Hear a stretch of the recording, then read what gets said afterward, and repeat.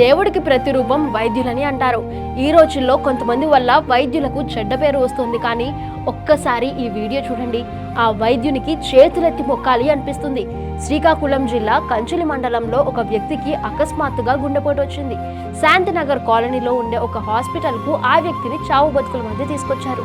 గుండె ఆగిపోయిన వ్యక్తిని చూడడానికి వెంటనే అటెండ్ అయ్యారు డాక్టర్ ఎల్కే విజయ్ కుమార్.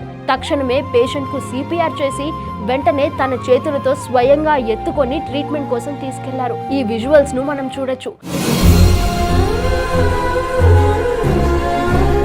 విజయ్ కుమార్ గారి ట్రీట్మెంట్ మహత్యం ఆల్మోస్ట్ చనిపోయాడు అని అనుకున్న ఆ పేషెంట్ తిరిగి బతికాడు. ఆ కుటుంబంలో మళ్లీ చిరునవ్వులు వచ్చాయి.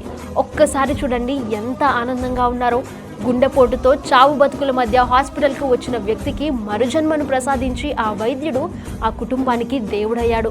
అందుకే అంటారు వైద్యులు దేవుళ్ళ ప్రతిరూపాలు అని.